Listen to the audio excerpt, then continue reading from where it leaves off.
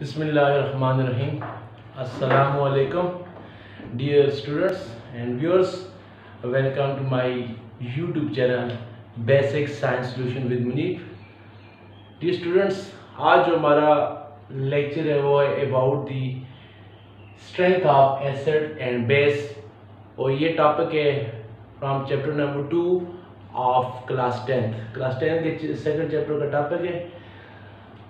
हमने लास्ट जो लेक्चर्स हमने पढ़ा था एसिड्स और बेस के बारे में, मुख्तलिफ कंसेप्ट्स, जिनमें अरीनिस कंसेप्ट पढ़ा था। अरीनिस कहते हैं वो सब्सटेंसेस एसिड है जो वाटर के अंदर हाइड्रोजन आएंगे, वो बेस वो सब्सटेंस है जो वाटर के अंदर OH आएंगे। और लीवस कहते हैं कि लीवस कंसेप्ट कहते हैं जो स्पीशी इलेक्ट्रॉन डोनेट करे वो बेस है, जो इलेक्ट्रॉन एक्सेप्ट करे वो एसिड है। और तीसरा कंसेप्ट हमने पढ़ा था लोरी ब्रांसर का कंबाइंड कंसेप्ट। वो कहते हैं कि वो स्पीशी जो प्रोटॉन डोनेट करे, वो डोनेट करने की एबिलिटी रखे, वो एसिड है। जो एक्सेप्ट करने की सलाहियत रखे वो बेस है। ये student, strength of acid and base को, एसिड की पावर क्या होगी, एसिड की जो पहचान है वो क्या है। एसिड वो स्पीशी होती है जो क्या करे, हाइड्रोजन आयन देने की क्या रखे, एबिलिटी रखे।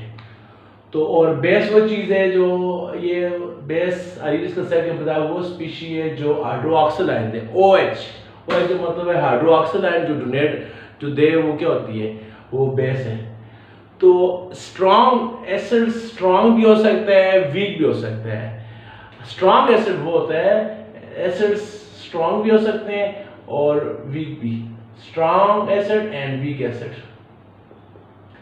डियर स्टूडेंट्स, स्ट्रॉन्ग एसिड वो होता है जो कंप्लीटली डिसोसिएट हो, कंप्लीटली आयोनाइज हो, डिसोसिएट हो। वो एसिड जो कंप्लीटली डिसोसिएट हो and give more hydrogen ion, more proton या मोर हाइड्रोजन आयन, और ज्यादा हाइड्रोजन आयन दे, उसको हम क्या कहते हैं, स्ट्रॉन्ग एसिड। और वीक एसिड वो होता है विच डिसोसिएट इनकम्प्लीटली और पार्शियली डिसोसिएट, partially ionize या dissociate and give less hydrogen ion, और आपको क्या दे, लेस अमाउंट में हाइड्रोजन आयन दे, उसको क्या कहते हैं, वीक एसिड कहते हैं।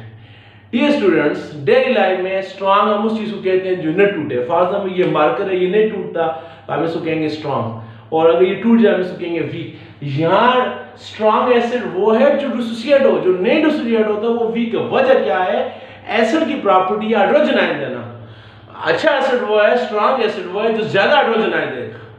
तो ज्यादा हाइड्रोजन आयन वो एसिड देगा जिसके अंदर आयोनाइज होने की या डिसोसिएट होने की एबिलिटी क्या है, ज्यादा है। आयोनाइज, डिसोसिएट, ब्रेक डाउन, एक ही वर्ड है। तो अच्छा एसिड वो है अरीनिस कंसेप्ट के मुताबिक या लोरी ब्रांसर कंसेप्ट के मुताबिक, अच्छा एसिड वो है जो ज्यादा हाइड्रोजन आयन दे। और अच्छा हाइड्रोजन आयन कौन सा देगा, ज्यादा हाइड्रोजन आयन वो देगा जो ज्यादा डिसोसिएट होगा, वीक होगा। जो कम डिसोसिएट होगा वो तो हाइड्रोजन आयन देगा नहीं। और वीक एसिड जो, और ऐसा एसिड जो डिसोसिएट हो ही ना, वो ज़ाहिर हाइड्रोजन आयन नहीं देगा, उसको हम क्या कहेंगे, वीक एसिड कहेंगे। आपको एग्जांपल देता हूं मैं, आपके पास है स्ट्रॉन्ग एसिड की एग्जांपल, आपके पास HCl हाइड्रोक्लोरिक एसिड, नाम है हाइड्रोक्लोरिक एसिड और इसका फार्मूला है HCl। अगर आपके पास यू हैव 1000 मोल या 1000 मॉलिक्यूल ऑफ HCl, और अगर इसकी डिसोसिएशन होती है तो ये कितना आपको देगा वाटर में। वाटर के अंदर अगर ये डिसोसिएट होगा तो ये आपको 1000 क्या देगा, हाइड्रोजन आयन देगा, और 1000 ही क्या देगा, क्लोराइड आयन। एसिड है और ये क्या होता है, कंप्लीटली डिसोसिएट हो रहा है। 1000 मॉलिक्यूल था, 1000 का 1000 क्या हो गया, डिसोसिएट हो गया। इसको हम क्या कहेंगे, ये आपके पास है स्ट्रॉन्ग एसिड है। यहाँ आपके पास 1000 मॉलिक्यूल था HCl का, 1000 का 1000 डिसोसिएट हो गया। आपके पास जो अनआयोनाइज्ड HCl है वो कितने, 0। तो ऐसा कोई हाइड्रोक्लोरिक एसिड या HCl नहीं रहेगा जो क्या हो, जो आयोनाइजेशन से क्या हो गया, बच गया हो। तो ये स्ट्रॉन्ग एसिड है, ये कंप्लीटली क्या हुआ, डिसोसिएट हुए, और इसने आपको क्या दिया है, कंप्लीट डिसोसिएट भी हो गया। 1000 था, 1000 टूट गए, और ये इसने आपको ज्यादा हाइड्रोजन दिए। ज़ाहिर 1000 अगर HCl था तो 1000 हाइड्रोजन देगा, 1000 आपको क्लोराइड आयन देगा। तो अच्छा एसिड कौन सा होगा, जो ज्यादा हाइड्रोजन देगा। तो ये कितने हाइड्रोजन दे रहा है, 1000। इसकी भी निस्बत इसको आप क्या डिक्लेयर करेंगे, इसको आप डिक्लेयर करेंगे स्ट्रॉन्ग एसिड, ये स्ट्रॉन्ग है। दूसरा हम ले लेते हैं आपके पास एसिटिक एसिड CI3COH।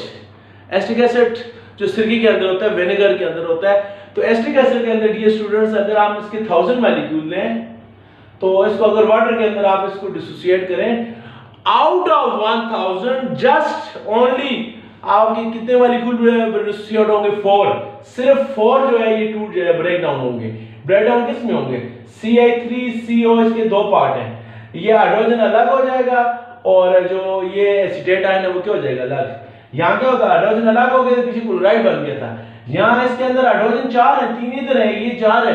तो लेकिन ये वाला जो है ये हाइड्रोजन मजबूती के साथ इसके साथ बॉन्डेड है, ये डिसोसिएट नहीं होगा। सिर्फ ये वाला बॉन्ड है जो क्या हो जाएगा? ब्रेक होगा। यहाँ से जो ऑक्सीजन और हाइड्रोजन के दरमियान बॉन्ड है ये टूट जाएगा, हाइड्रोजन अलग हो जाएगा, पीछे क्या रह जाएगा? CI3COH। ये क्या है? Acetic acid. तो एसिटिक एसिड से जो हाइड्रोजन जो आगे आपको आयन बना है इसको कहते हैं एसीटेट। ये एसिटिक एसिड था, इसको आप क्या कहेंगे? एसीटेट। जिस तरह नाइट्रिक एसिड से अगर हाइड्रोजन निकल जाए, नाइट्रिक एसिड से उसको अगर हाइड्रोजन निकल जाए तो उसको हम क्या कहते हैं? नाइट्रेट। नाइट्रिक से नाइट्रेट। इस तरह सल्फ्यूरिक एसिड से हाइड्रोजन निकल जाए उसको हम क्या कहेंगे? सल्फेट। नाइट्रिक से नाइट्रिक एसिड से नाइट्रेट, सल्फ्यूरिक एसिड से सल्फेट, एसिटिक एसिड से क्या हो गया? एसीटेट। ये आपके पास क्या बन गया? एसिटिक एसीटेट आयन बन गया और साथ ही क्या बन गया? हाइड्रोजन। तो आपने इसके कितने मॉलिक्यूल लिए हैं? फॉर एग्जांपल आपने इसके लिए हैं 1000 मॉलिक्यूल लिए हैं, तो 1000 में से सिर्फ कितने आयोनाइज होंगे? 4 जो इसके मॉलिक्यूल्स है वो आयोनाइज होंगे। 4 मॉलिक्यूल टूट जाएंगे किस में? प्लस और माइनस में। 4 आपको हाइड्रोजन मिलेंगे, 4 आपको क्या मिलेंगे? Acetate ion. लिए कितने मॉलिक्यूल्स थे? 1000। डिसोसिएट कितने होंगे? सिर्फ 4। किस में? पॉजिटिव और नेगेटिव। इसका पॉजिटिव पार्ट है तो नेगेटिव। यहाँ क्या था? इसका हाइड्रोजन लेफ्ट साइड पर, हाइड्रोजन इधर आ गया, क्लोराइड राइट साइड पर है। एसिटिक एसिड में जो एसीटेट आयन है वो लेफ्ट साइड पर है, हाइड्रोजन किधर है? राइट साइड पर। तो 1000 में से सिर्फ कितने मॉलिक्यूल डिसोसिएट होंगे? 4। बाकी जो 996 996 जो आपके मॉलिक्यूल एसीटेट आयन के वो क्या रह जाएंगे? वो अनआयोनाइज्ड रह जाएंगे। यहाँ क्या हुए थे? अनआयोनाइज्ड कितने हुए थे? अनआयोनाइज्ड हुए थे जस्ट आपके पास 0। यहाँ अनआयोनाइज्ड कितने हुए? 996 के आपके पास क्या हो गए? अनआयोनाइज्ड हो गए। तो डियर स्टूडेंट्स, हार्डनेस कंसेप्ट कहता है कि अच्छा एसिड वो होता है जो ज्यादा हाइड्रोजन दे। तो मुझे बताएं ज्यादा हाइड्रोजन कौन दे रहा है? HCl दे रहा है या एसिटिक एसिड दे रहा है? तो HCl दे रहा है। एक है ये 1000 में से 1000 दे रहा है, ये 1000 में से 4 दे रहा है। जो 4 देगा वो वीक एसिड है और हाइड्रोक्लोरिक 1000 दे रहा है, इसलिए हाइड्रोक्लोरिक एसिड ये HCl को हम क्या कंसीडर करते हैं? Strong acid. और यही वजह है कि इसको बहुत इसका शुमार टॉप के जो 5 स्ट्रांग एसिड्स हैं वो उनमें होता है। प्रैक्टिकली ये स्किन पर लग जाए उसको डैमेज कर लेता है, बहुत ज्यादा इसकी पावर है। और दूसरी तरफ एसिटिक एसिड को देखें, ये हमारी खुराक कैसा है, हम इसको खाते हैं, विनेगर सर्कल के अंदर होता है, हमारी खुराक कैसा है? तो वीक एसिड है इस वजह से। इसी तरह जो आपका जितने भी सिट्रस फ्रूट है, लेमन वगैरह, ये ऑरेंज है, उसके अंदर सिट्रिक एसिड होता है, तो सिट्रिक एसिड भी वीक एसिड है। वो वजह उसकी भी वो भी कंप्लीटली डिसोसिएट नहीं होता, आपको कम हाइड्रोजन आयन में उसकी ब्रेक डाउन होती है। इसी तरह जो दही के अंदर होता है लैक्टिक एसिड, वो भी वीक एसिड है, वो भी पार्शियली इनकम्प्लीटली डिसोसिएट होता है। अगर 1000 मॉलिक्यूल है 1000 में 5-10 डिसोसिएट हो जाते हैं। जबकि जो आपका HCl है, स्ट्रॉन्ग एसिड कौन से हैं?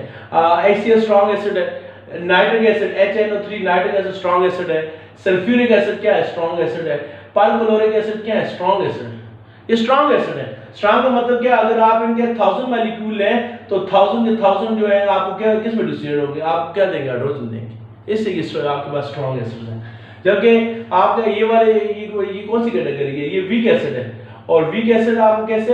अगर आप इसके 1000 मॉलिक्यूल ले तो आउट ऑफ 1000 आपकी किसी के 4 मॉलिक्यूल डिसोसिएट होंगे, किसी के 5 या मैक्सिमम 10 होंगे, यानी बहुत मामूली मिकदार में ये डिसोसिएट होंगे। जरा जितने कम डिसोसिएट होंगे उतने कम आपको क्या देंगे? हाइड्रोजन आयन देंगे।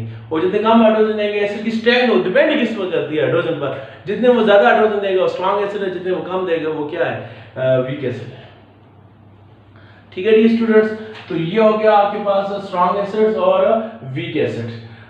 स्ट्रॉन्ग एसिड जो कंप्लीटली डिसोसिएट हो, देखिए 1000 दिया, 1000 के 1000 क्या हो गए? ब्रेक डाउन हो गए, किसमें? प्लस और माइनस में। अनआयोनाइज्ड कितने बचे? 0। और इसके आगे 1000 मॉलिक्यूल लिए, 1000 में से सिर्फ कितने ब्रेक डाउन होंगे? 4। किसमें? प्लस और माइनस में 4। बाकी 996 आपके पास क्या रह गए अनआयोनाइज्ड, यानी वो आयोनाइज नहीं हुए, वो ब्रेक डाउन नहीं हुए। ज़रा ब्रेक डाउन नहीं होंगे, वो हाइड्रोजन नहीं देंगे, जब हाइड्रोजन नहीं देंगे तो उसकी स्ट्रेंथ क्या होगी, कम होगी, वो वीक एसिड कंसिडर होगा। तो वीक एसिड की एग्जांपल, स्ट्रॉन्ग एसिड की एग्जांपल क्या बताइए आपको? स्ट्रॉन्ग एसिड की एग्जांपल है sulphuric acid, sulphuric acid, hydrochloric acid, ये वाले जो है ये कौन सा स्ट्रॉन्ग है? स्ट्रॉन्ग एसिड है। HCl, sulphuric acid, perchloric acid. और वीक की एग्जांपल क्या है? वीक, जिस तरह ये बोरिक एसिड है, बोरिक एसिड ये वीक एसिड है, सिट्रिक एसिड है ये वीक एसिड है, और इसी तरह जो लैक्टिक एसिड है दही के अंदर होता है ये भी वीक एसिड है, और एसिटिक एसिड ये भी वीक एसिड है। ये मोस्टली जितने भी ऑर्गेनिक एसिड्स हैं, ऑर्गेनिक एसिड्स वो हैं जो आपको प्लांट एनिमल से मिलते हैं, ये नेचर में क्या होते हैं? वीक होते हैं, क्योंकि ये इनके दरमियान जो बॉन्ड है वो नहीं ब्रेक होता। जब वो बॉन्ड ब्रेक नहीं होगा तो हाइड्रोजन रिलीज नहीं होगा, जब हाइड्रोजन रिलीज नहीं होगा तो कम हाइड्रोजन रिलीज होंगे, तो कम उसकी पावर भी क्या होगी? कम होगी। एसिड की जो पावर है वो डिपेंड ही किस पर करती है? हाइड्रोजन आयन देने की एबिलिटी। जो जितना ज्यादा हाइड्रोजन देगा उसको हम स्ट्रॉन्ग एसिड कंसीडर करेंगे। इसके बाद दूसरा जो है स्ट्रॉन्ग एसिड और स्ट्रॉन्ग बेस के बाद हम पढ़ते हैं स्ट्रॉन्ग एसिड और वीक एसिड के बाद हम पढ़ेंगे स्ट्रॉन्ग बेस और वीक बेस। तो वही है जी स्टूडेंट्स,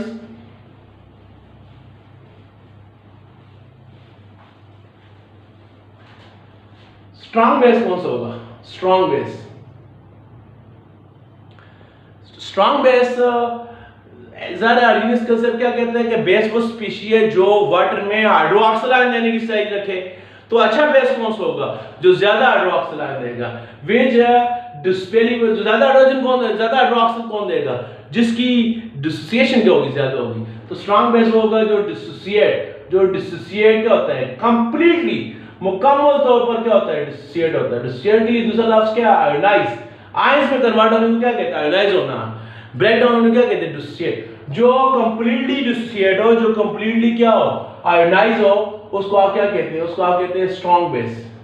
और ज़्यादा जो कंप्लीटली डिसोसिएट होगा वो क्या देगा? गिव मोर या maximum amount of hydroxyl ion, जो आपको ज्यादा मिकदार में क्या देगा? हाइड्रोक्सिल आयन देगा, उसको आप क्या कहेंगे? Strong base. और दूसरा कौन सा होता है? Weak base. कौन सा होता है वीक बेस? वीक बेस के स्टूडेंट्स वो होता है वीक बेस जो डिसोसिएट हो, डिसोसिएट इनकम्प्लीटली, जो इनकम्प्लीटली डिसोसिएट हो, पार्शियली कुछ हद तक, यानी 1000 मॉलिक्यूल है, 1000 में से 5 हो गए डिसोसिएट, 10 हो गए वो डिसोसिएट हो गए, बाकी क्या हो गए? वो अनआयोनाइज्ड रहेंगे। We dissociate incompletely, partially, give less hydroxyl ion, आपको लेस अमाउंट में हाइड्रोक्सिल आयन दे, उसको आप क्या कहेंगे? वीक बेस कहेंगे। जो ज्यादा डिसोसिएट होगा वो स्ट्रॉन्ग एसिड है, जो कम डिसोसिएट होगा उसको आप क्या कहेंगे? वीक बेस कहेंगे। फर्स्ट नंबर आपके पास है सोडियम हाइड्रोक्साइड। अगर आप सोडियम हाइड्रोक्साइड के 1000 मॉलिक्यूल लेते हैं, कितने मॉलिक्यूल लेते हैं? 1000, तो 1000 के 1000 क्या हो जाएंगे? आयोनाइज हो जाएंगे। किसमें? Na+ अलग हो जाएगा, हाइड्रोक्सिल आयन क्या हो जाएगा? अलग हो जाएगा। तो 1000 मॉलिक्यूल है, 1000 सोडियम में कन्वर्ट हो गए और 1000 हाइड्रोक्सिल में कन्वर्ट हो गए। 1000 के 1000 मॉलिक्यूल की क्या होगी? ब्रेक डाउन होगी। किसमें? प्लस और माइनस में। कितने सोडियम हाइड्रोक्साइड बच जाएंगे? 0 सोडियम हाइड्रोक्साइड आपके पास क्या बच जाएंगे? अनआयोनाइज्ड, यानी मॉलिक्यूलर फॉर्म में कोई नहीं रहेंगे।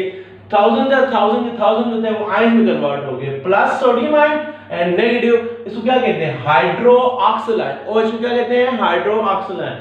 1000 मॉलिक्यूल था, 1000 के 1000 ब्रेक हो गया, तो उसने आपको 1000 सोडियम दिए, 1000 हाइड्रोक्सिल दिया। हमारा ताल्लुक किसके साथ है? क्योंकि बेस की जो प्रॉपर्टी है वो क्या है? हाइड्रोक्सिल आयन देना। तो ज्यादा कितने आगे बाद 1000 था, 1000 के 1000 हाइड्रोक्सिल आयन दे दिए, इसका मतलब क्या है? ये कौन सा बेस है? स्ट्रॉन्ग बेस है।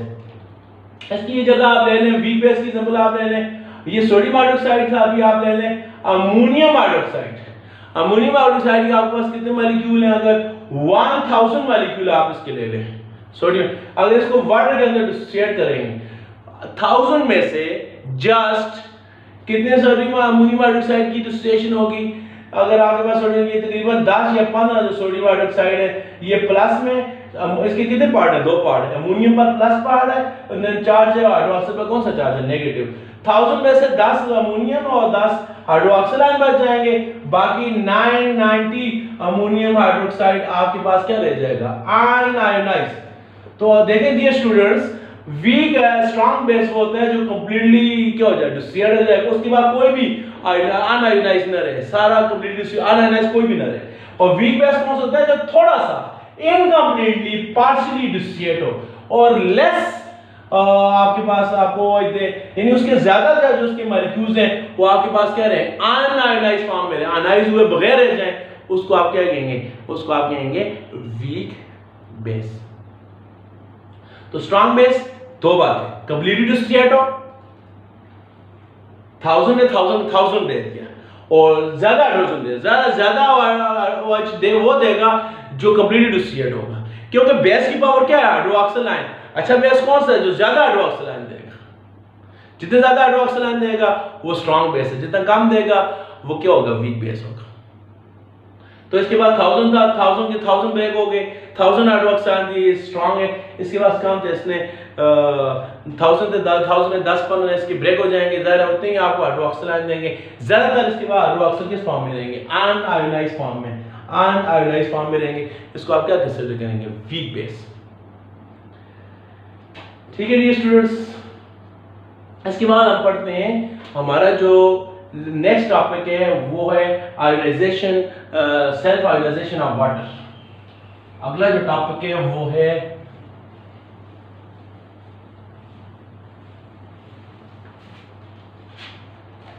Self ionisation of water. अभी आपको बताया कि आयोनाइजेशन का मतलब क्या होता है, आयंस में कन्वर्ट हो जाना। तो सेल्फ आयोनाइजेशन किसे कहते हैं, अपने आप को, अपने मॉलिक्यूल्स को आयोनाइज कर देना खुद ही। अगर एक मॉलिक्यूल के अंदर कोई एजेंट डाले बगैर, कोई दूसरा केमिकल ऐड किए बगैर उसकी ब्रेक डाउन हो जाए, उसको क्या कहते हैं, सेल्फ आयोनाइजेशन। सेल्फ हो गया खुद, आयोनाइजेशन कहते हैं break down, break down of a compound by itself without adding any external reagent a chemical is called self ionization। बाहर से कोई चीज ऐड किए बगैर ही उसकी ब्रेक डाउन हो जाती है, उसको आप क्या कहेंगे, उसको आप कहेंगे सेल्फ आयोनाइजेशन। तो वाटर की आयोनाइजेशन के बारे में पढ़ते हैं। वाटर का लास्ट लेक्चर में हमने पढ़ा था वाटर कौन सा कंपाउंड है, एम्फोटोरिक सब्सटेंसेस है। एम्फोटोरिक कौन सा है, अगर आप इसका HCl के साथ रिएक्ट करें वाटर का, तो लोरी प्रेशर कंसेप्ट क्या कहते हैं, एसिड वो स्पीशी है जो हाइड्रोजन दे और प्रोटॉन दे, और बेस वो स्पीशी है जो क्या दे, प्रोटॉन एक्सेप्ट करे। जब एसिड के साथ वाटर का रिएक्शन करेंगे, एसिड प्रोटॉन देगा, वाटर प्रोटॉन क्या करेगा, एक्सेप्ट करेगा। HCl से बन जाएगा क्लोराइड और H2O, ज़ाहिर है इसने प्रोटॉन दे दिया, इसमें से हाइड्रोजन निकल गया और इस प्रोटॉन इसके पास आ जाएगा। पहले H2O था, 2 हाइड्रोजन थे, अभी कितने हो जाएंगे, 3। इसमें कौन सा चार्ज आएगा, प्लस चार्ज। ये क्या हुआ, कंप्लीटली इसने जो HCl था इसने अपना हाइड्रोजन के प्रोटॉन किसको दे दिया, वाटर को। इसने प्रोटॉन दिया है, तो ये क्या चीज है, लोरी ब्रांसन कंसेप्ट के मुताबिक ये एसिड है और इसने प्रोटॉन एक्सेप्ट किया है। लोरी ब्रांसन कंसेप्ट के मुताबिक ये क्या चीज है, बेस है। अच्छा, अब इसी वाटर का डी स्टूडेंट रिएक्ट करते हैं किसके साथ, अमोनिया के साथ। अमोनिया के साथ जब वाटर का रिएक्ट करें, यू नो कि अमोनिया क्या है, बड़ा फेमस बेस है। जब वाटर का अमोनिया के साथ रिएक्शन करेंगे तो अमोनिया प्रोटॉन देता नहीं है, क्योंकि बेस है और बेस क्या करता है, प्रोटॉन एक्सेप्ट करता है, ये प्रोटॉन एक्सेप्ट करेगा। Na3 था, Na3 से क्या हो जाएगा, Na4, इसमें कौन सा चार्ज आएगा, प्लस चार्ज। तो वाटर में से जब प्रोटॉन निकल गया, पीछे क्या रह जाएगा, हाइड्रोक्सिल आयन। तो अमोनिया ने, वाटर ने अपना प्रोटॉन किसको दिया, अमोनिया को। Na3 था, Na3 से क्या हो जाएगा, Na4 हो जाएगा। और हाइड्रोक्सिल आयन आपका ये जो वाटर था खुद किस में कन्वर्ट हो गया, OH में। तो बताना ये चाह रहा हूँ स्टूडेंट्स, यहाँ ये HCl एसिड था तो वाटर क्या बन गया, बेस। यहाँ अमोनिया क्या चीज है, बेस है, और वाटर क्या बन गया, एसिड बन गया। क्यों, बेस एसिड कौन सी चीज है, जो प्रोटॉन दे। देखिए यहाँ पर HCl ने प्रोटॉन दे दिया वाटर को, और बेस कौन सी चीज है, जो प्रोटॉन एक्सेप्ट करे। ये वाटर एसिड है, ये प्रोटॉन क्या कर रहा है, यहाँ पर दे रहा है। यहाँ एसिड से वाटर प्रोटॉन क्या कर रहा था, एक्सेप्ट। H2O से क्या बन गया, H3O। वाटर ने प्रोटॉन क्या किया, एक्सेप्ट किया। और यहाँ उसी वाटर ने जब अमोनिया के साथ आया तो वाटर ने प्रोटॉन एक्सेप्ट नहीं किया बल्कि डोनेट किया। इसमें 2 हाइड्रोजन थे, अभी कितने रह गए, 1। यहाँ पर इसने एक्सेप्ट किया, 2 से कितने हो गए हाइड्रोजन, 3। यहाँ इसने डोनेट किया, 2 हाइड्रोजन थे वाटर में, H2O, यहाँ कितने रह गए, OH, यानी एक हाइड्रोजन क्या हो गया, कम हो गया। तो ऐसे कंपाउंड सब्सटेंसेस जो क्या कहते हैं, एम्फोटोरिक सब्सटेंसेस। वाटर कौन सा सब्सटेंसेस है, एम्फोटोरिक सब्सटेंसेस है। एम्फोटोरिक सब्सटेंसेस कौन सा होता है, जो एक्ट करता है both as acid and base. जो एसिड और बेस दोनों के तौर पर ट्रीट करें ऐसे सब्सटेंसेस को क्या कहते हैं, एम्फोटेरिक सब्सटेंस। जब वो एसिड के साथ आए वो बेस बन जाए, जब वो बेस के साथ आए वो क्या बन जाए, एसिड बन जाए। अभी डियर स्टूडेंट्स, हमारा जो टॉपिक है इससे रिलेटेड ही है self ionisation of water. Water का आपस में रिएक्शन करें, वाटर के दो मॉलिक्यूल्स का आपस में रिएक्शन करें। तो जब दो मॉलिक्यूल्स का रिएक्शन करेंगे तो वाटर के एक मॉलिक्यूल जो है वो एसिड के तौर पर बिहेव करेगा और जो दूसरा मॉलिक्यूल है वो किसके तौर पर बिहेव करेगा, बेस के तौर पर। फॉर एग्जांपल ये वाला जो वाटर है अपना प्रोटॉन इसको देगा, जब ये देगा पहले इसके पास कितने हाइड्रोजन थे, 2 H2O था, जब प्रोटॉन देगा एक हाइड्रोजन ले जाएगा। तो आपको लास्ट लेक्चर में बताया था जब कोई चीज इलेक्ट्रॉन देती है उसमें कौन सा चार्ज आता है, पॉजिटिव चार्ज। जब कोई प्रोटॉन देगी उसमें कौन सा चार्ज आएगा, नेगेटिव चार्ज। क्यों, जब कोई प्रोटॉन देती है तो उसके पास एक प्रोटॉन की एक पॉजिटिव चार्ज की क्या हो जाती है, कमी हो जाती है, तो एक नेगेटिव चार्ज जिसके नतीजे में ज्यादा हो जाता है और इसके ऊपर इसलिए हम इसके ऊपर कौन सा साइन डाल करते हैं, नेगेटिव साइन। अभी जो प्रोटॉन इस वाटर ने दिया ये कौन एक्सेप्ट करेगा, ये वाला वाटर, ये H2O था, जब ये प्रोटॉन एक्सेप्ट करेगा ये क्या बन जाएगा, H3O। इसमें एक हाइड्रोजन लेस हो गया, इसमें एक ज्यादा हो गया, इसमें प्लस चार्ज आएगा। क्यों, जो चीज प्रोटॉन एक्सेप्ट करेगी इसमें कौन सा चार्ज आएगा, पॉजिटिव। ज़ाहिर है प्रोटॉन एक्स्ट्रा हो गया तो इसका मतलब क्या है, यहां वाटर था इसमें प्रोटॉन और इलेक्ट्रॉन इक्वल है, जब एक प्रोटॉन एक्सेप्ट करेगा तो प्रोटॉन एक ज्यादा हो जाएगा, जब प्रोटॉन ज्यादा हो जाएगा इसमें कौन सा चार्ज आएगा, पॉजिटिव चार्ज। ये क्या बन जाएगा, H2। तो डियर स्टूडेंट्स, इस वाटर में प्रोटॉन दिए, ये क्या है, एसिड है, लोरी-ब्रासर के मुताबिक इन्हें एक्सेप्ट किया है। लोरी-ब्रासर के मुताबिक ये जो वाटर है ये क्या है, बेस है। तो अभी ये क्या बन गया, इसको हम क्या कहेंगे, हाइड्रोक्सिल आयन, और इसको हम क्या कहेंगे, हाइड्रोनियम आयन। इसका नाम है हाइड्रोक्सिल आयन और इसका नाम है हाइड्रोनियम आयन। डियर स्टूडेंट्स, आपने फर्स्ट चैप्टर में एक टॉपिक पढ़ा था इक्विलिब्रियम कांस्टेंट। जाहिर है जब वाटर वाटर का रिएक्शन होगा, ये रिएक्शन कौन सा, रिवर्सिबल रिएक्शन है। और जब रिवर्सिबल रिएक्शन आपने पहले चैप्टर में पढ़ा था केमिस्ट्री का 10th क्लास में, कि उसके लिए हमें रिवर्सिबल रिएक्शन के लिए एक क्वांटिटी हम यूज करते हैं, कांस्टेंट, उसका नाम क्या है, इक्विलिब्रियम कांस्टेंट, जिसको हम क्या कहते हैं, Kc। Kc किस इक्वल होता है, आपने फर्स्ट चैप्टर में पढ़ा था Ac। किसी भी रिवर्सिबल रिएक्शन में जब हम प्रोडक्ट की कंसंट्रेशन को रिएक्टेंट की कंसंट्रेशन पर डिवाइड करते हैं उसको क्या कहते हैं, Kc। तो इस रिएक्शन में प्रोडक्ट कौन है, हाइड्रोनियम आयन, और हाइड्रोक्सिल आयन क्या है, प्रोडक्ट है। तो आप इस तरह लिखें, हाइड्रोक्सिल आयन की कंसंट्रेशन, ये हाइड्रोक्सिल हो गया उसकी कंसंट्रेशन, और दूसरा हाइड्रोनियम आयन, इसकी क्या लिखेंगे, कंसंट्रेशन। हाइड्रोक्सिल में कौन सा चार्ज है, नेगेटिव चार्ज है, हाइड्रोनियम वाटर पर हाइड्रोनियम आयन में कौन सा चार्ज है, पॉजिटिव चार्ज है। तो ये प्रोडक्ट कंसंट्रेशन ऊपर आ गई और रिएक्टेंट की कंसंट्रेशन क्या आ जाएगी, नीचे। रिएक्टेंट आपके पास कौन है, वाटर के एक मॉलिक्यूल, ये आपके पास क्या आ गया, रिएक्टेंट आ गया। तो डियर स्टूडेंट्स, ये वाटर यहाँ पर एसिड है, ये वाटर बेस है। इसने जब प्रोटॉन इसको दिया तो ये H2O से क्या बन गया, OH, और इसने प्रोटॉन एक्सेप्ट किया, ये H2O से क्या बन गया, H3O। तो फर्स्ट चैप्टर को अगर हम देखें तो रिवर्सिबल रिएक्शन में Kc किस इक्वल होता है, इक्विलिब्रियम कांस्टेंट Kc की इक्वल होता है। हमेशा आपने पढ़ा है वो लॉ ऑफ मास एक्शन के नतीजे में हमने इक्वेशन ड्राइव की थी, किसी रिवर्सिबल रिएक्शन में Kc किस इक्वल होता है, प्रोडक्ट की कंसंट्रेशन, ये फार्मूला है, प्रोडक्ट की कंसंट्रेशन डिवाइडेड बाय रिएक्टेंट की कंसंट्रेशन। और ये जो ब्रैकेट है किसको शो करते हैं, कंसंट्रेशन को। तो यहाँ हमारे पास प्रोडक्ट दोनों है, OH और H3O हमारे पास क्या है, प्रोडक्ट है, और रिएक्टेंट कौन है, वाटर के जो दोनों मॉलिक्यूल्स है हमारे पास क्या है, रिएक्टेंट है। तो कैसी इक्विलिब्रियम कांस्टेंट किसके बराबर है, प्रोडक्ट की कंसंट्रेशन डिवाइडेड बाय रिएक्टेंट की कंसंट्रेशन। तो डियर स्टूडेंट्स, ये वाटर की कंसंट्रेशन चूंकि आपको पता है क्या होती है, कांस्टेंट होती है। वाटर क्या है, सॉल्वेंट भी है। वाटर की कंसंट्रेशन इसके साथ जाएगा, Kc के साथ जाएगा, क्या हो जाएगा, मल्टीप्लाई हो जाएगा।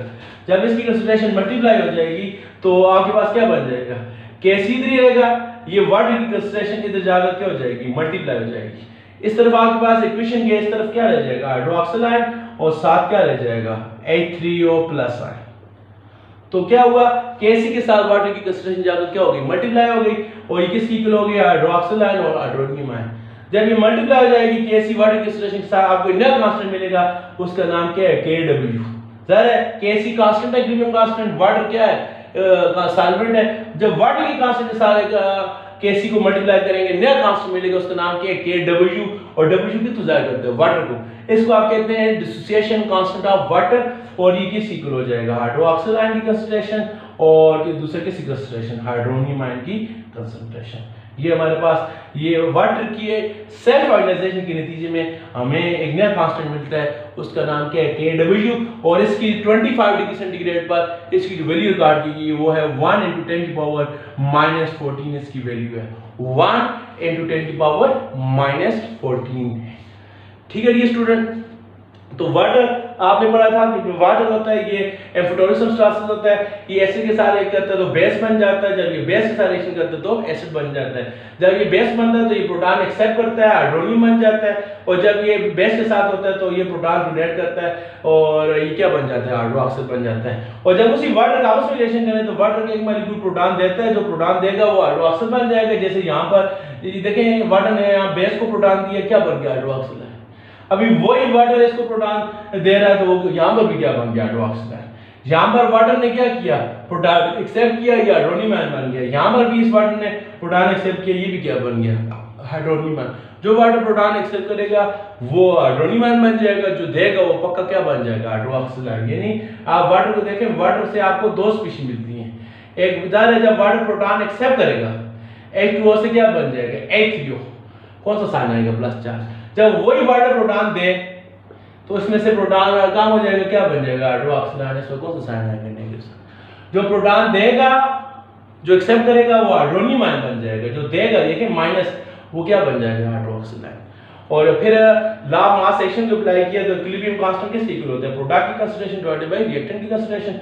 तो हाइड्रोक्साइड आयन और हाइड्रोनियम आयन प्रोडक्ट है और जो वाटर है वो आपके पास क्या है रिएक्टेंट है।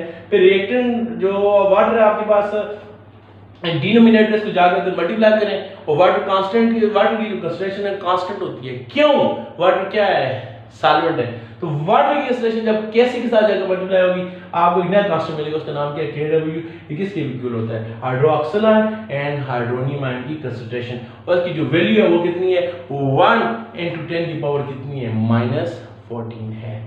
अगर हम यहाँ पर हमने वाटर के कितने मॉलिक्यूल लिए थे 2, अगर हम वाटर का एक मॉलिक्यूल लेंगे तो फिर क्या होगा ये। अगर हम वाटर का एक ही मॉलिक्यूल लें उसकी हम डिसोसिएशन करते हैं, ज़ाहिर है वाटर आपको पता है डिसोसिएट होता है तो किस में वाटर में के दो पार्ट हो जाते हैं H+ और हाइड्रोक्साइड माइनस। वाटर की जब आयोनाइजेशन होती है तो वाटर में हाइड्रोजन जब निकल जाता है तो क्या बन जाएगा हाइड्रोक्साइड आयन। आपने क्या पढ़ा है एसिड वो स्पीशीज होता है जो हाइड्रोजन देता है, बेस वो स्पीशीज होती है जो OH देता है। वाटर ना एसिड है ना बेस, क्योंकि जिसकी आयोनाइजेशन होती है ये आपको हाइड्रोजन भी देता है हाइड्रोक्साइड भी देता है। प्रोटॉन की हाइड्रोजन आयन देना किसकी एबिलिटी है एसिड की, हाइड्रोक्साइड आयन देना किसकी एबिलिटी है बेस की। तो वाटर की आयोनाइजेशन होती है आपको हाइड्रोजन आयन भी देता है और ये आपको हाइड्रोक्साइड आयन भी देता है। तो डियर स्टूडेंट्स अगर हम इसके लिए इक्विलिब्रियम कांस्टेंट फाइंड करें, इक्विलिब्रियम कांस्टेंट क्या है Kc। Kc किससे इक्वल होता है प्रोडक्ट की कंसंट्रेशन डिवाइडेड बाय रिएक्टेंट की कंसंट्रेशन। प्रोडक्ट आपके पास कौन है हाइड्रोजन आयन और दूसरा कौन है हाइड्रोक्साइड आयन, ये आपके पास क्या है प्रोडक्ट है डिवाइडेड बाय वाटर की कंसंट्रेशन। वाटर यहाँ पर आपके पास क्या है रिएक्टेंट और रिएक्टेंट क्या हो जाता है डिनोमिनेटर। आपने फर्स्ट चैप्टर में पढ़ा है कि क्या कैसी किस इक्वल होता है प्रोडक्ट की कंसंट्रेशन डिवाइडेड बाय रिएक्टेंट की कंसंट्रेशन। किसी भी रिवर्सिबल रिएक्शन में आप प्रोडक्ट की कंसंट्रेशन को रिएक्टेंट की कंसंट्रेशन में डिवाइड करें तो आपको क्या मिलता है Kc इक्विलिब्रियम कांस्टेंट। तो Kc हो गया प्रोडक्ट की कंसंट्रेशन डिवाइडेड बाय रिएक्टेंट की कंसंट्रेशन। तो डियर स्टूडेंट्स अभी जैसे आपको बताया कि ये जो वाटर है ये क्या है कांस्टेंट, इस वाटर की कांस्टेंट है, इसकी कंसंट्रेशन हमेशा क्या रहती है ज़्यादा, ये सॉल्वेंट है इसकी कंसंट्रेशन कांस्टेंट रहती है, इसको जाकर इसके साथ क्या कर दें मल्टीप्लाई। तो कैसी इधर ही है वाटर की कंसंट्रेशन को इसके साथ जाकर क्या कर दें मल्टीप्लाई कर दें। इधर आपके पास क्या रह जाएगा हाइड्रोजन आयन, साथ क्या रह जाएगा hydroxide ion, water hydrogen ion और हाइड्रोक्साइड आयन। जब Kc वाटर की कंसंट्रेशन के साथ मल्टीप्लाई करेगा आपको कांस्टेंट क्या मिलेगा Kc इक्विलिब्रियम कांस्टेंट है, वाटर के साथ मल्टीप्लाई करेगा उसको आप क्या कहेंगे Kw equilibrium constant for water. तो ये किस इक्वल हो जाएगा hydrogen ion into hydroxide ion. तो डियर स्टूडेंट इसकी जो वैल्यू है वो फिक्स होती है, कितनी होती है 1 × 10 की पावर क्या है -14। तो Kw को हम क्या कहते हैं वाटर का डिसोसिएशन कांस्टेंट और ये हमें किसके नतीजे में मिलता है सेल्फ आयोनाइजेशन ऑफ वाटर। इसकी जो वैल्यू है वो कितनी है 1 × 10 की पावर -14 है। ये हमें जब आप हमारा जो नेक्स्ट टॉपिक है pH के बारे में जब वो पढ़ेंगे तो उस वक्त ये आपको Kw की वैल्यू वहां पर काम आएगी। तो thank you for watching me, Allah Hafiz.